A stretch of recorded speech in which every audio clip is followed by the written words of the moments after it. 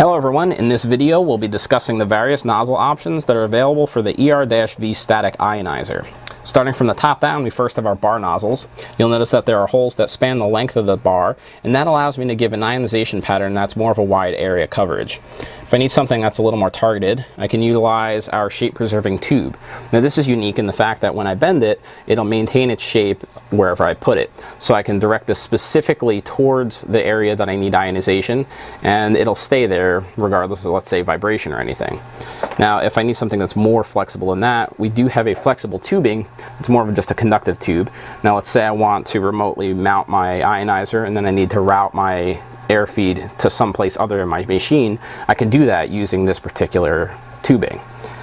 And last but not least, we also have a standard basic shower nozzle. Now what this will do is you just place that on the front of the ionizer and it sprays out a conical pattern of ionized air. So all of these mount very simply. You just screw them straight onto the ionizer itself and then you're ready to go. So thanks for taking the time to watch, and if you have any other questions, please visit us at pewa.panasonic.com.